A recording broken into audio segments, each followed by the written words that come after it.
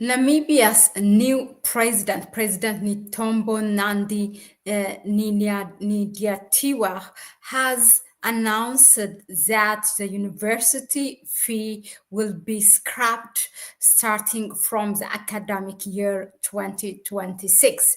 And with that, Namibia has joined Burkina Faso, who recently has made education from primary to the university free. Hello, I am Mahlet, your host at Connect Africa, bringing you the latest from the continent. So, Namibia's president was elected on 21st March, so it has been just 1 month. But as you know, some weeks could feel or might feel like a decade if you have the right leadership in place. Now, this is the president, by the way, the president is the first female president of Namibia, and also the vice president is also a woman or a female. So, and half of their cabinet is also constructed by women. So this really makes it. She seems really from the start a very, very good one. So we will see how it goes. But for now, let's dive into what this announcement is consisting beside this making education free. Now, Namibia's new president has announced that the university fees will be scrapped from 2026. President Netumbo Nandi, the country's first female president, made the announcement during her maiden State of the Nation address on Thursday evening. That's last night. Addressing lawmakers, Nandini Nadiatiwa said that students would pay no registration tuition fees. All public universities and technical colleges. However, she said there would not be significant extra funding, raising questions about the scheme's feasibility. What she's saying is basically people are asking this might not be really feasible at all. People within officials from Namibia are criticizing, some of them are criticizing it. So she said there will be no extra funding to these public universities. So they have to work on within the funding that they already have. So, I mean, no extra allocation. Now, President Nandi Nadiatiwa said free university education would be phased in gradually, and that the only contribution as families and students for now will be towards accommodation and other related costs. So for now, that will be free. And then, so yeah, step by step, they will make it all free. In court, she said, "We have heard your cries. The fees have fallen." So she said this in a reference to previous demands by university students in Namibia, as well as neighboring South Africa. So Namibian students took the streets protesting with hashtag fees must fall protest, which started in South Africa. So the hashtag fees must fall protest started in South Africa. So Namibian students were doing the same. So that's why she answered saying that your cries have been heard and the fees have fallen. She also said the money would come from the subsidies already given to some of the country's public universities and the money allocated to the Student Financial Assistance Fund. Okay, so no extra allocation.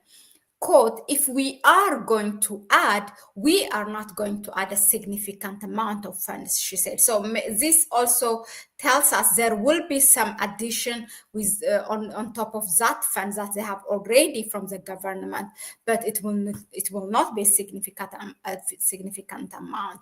Primary and secondary education is already free in all the country's public schools. While some students' organizations welcome Nandini Daitiwa announcement, others have criticized it as unfeasible and vague.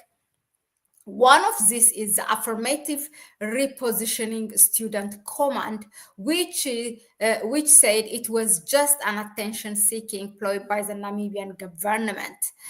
So, quote, this is what the person said from that organization. There's no plan. It's just a confused announcement, which raises the question of what Nandini Datiwa means by the tertiary education. The organization told the BBC. Well, one of them, let me just stop this and reflect on this one. Let me give you my 2 cents. Whether you are an opposition party or a student organization that supports perhaps private school, or schools have to be with tuition fees.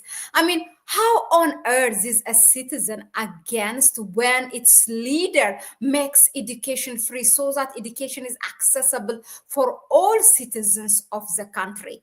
Why? I just don't understand what kind of benefit you get from people who are paying that, people who cannot pay that, families who cannot really, who are struggling to pay those education fees, whether be it in primary, secondary, or in university. Why are you criticizing it? Even if you see some kind of gap within its practicality, you just have to be on board asking, okay, there are the gaps, but these are the solutions that we can do so that this policy of making it education free will not be reversed. How can we make it work permanently? I mean, that is the kind of discussion or reflection I would expect from any kind of organization. It can't be an opposition or whatever. At the end of the day, you all work for Namibia, isn't it? And Namibians, right? Yeah. So, I'll continue with the article. Elaborating, this organization also questioned which students would benefit postgraduates or only undergraduates, as well as where the funding would come from. Why do you care if the government is going to handle that? Anyway, this echoed sentiments expressed by the Grunwald, an economist who spoke to local news site in the Windhoek Observer. He suggested that scrapping fees without providing extra funding could lead to student numbers being capped. He also speculated that it may eventually only apply to students from low-income households. You all are just being a pessimist, and maybe there's something that you are getting a benefit because when families pay. By the way, I mean, Namibia, there is a lot of work that's expected from the president, because much of the land is actually really controlled by the previous colonizers in the country. In Namibia, it used to be German has committed a genocide in Namibia, so it's really it's something that the president or the leaders, the authorities have to take offensive measures.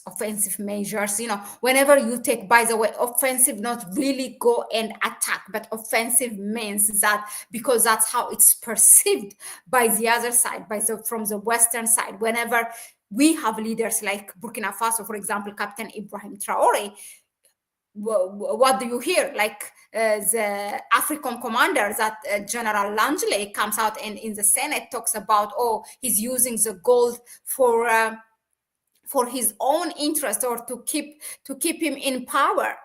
So every time when an African leader stands up and start to question, start to own their own natural resources, start to get this economic independence, then it's taken as an offensive. Then if that is a way to make your people free, then let it be an offensive. So what I'm saying is, President Nandi have to take offensive measures really to make the country free, because much of Namibia, even in terms of land, it's still controlled by the white people. So yeah, there's a lot of work to do, and I am not surprised by this Grunwald or whatever, whoever he or she is, coming and commenting, criticizing the president's measure of to make education free. I mean, who is offended by that, really? I mean, Yeah, so that was it for now. Let us know in the comment section, what do you think of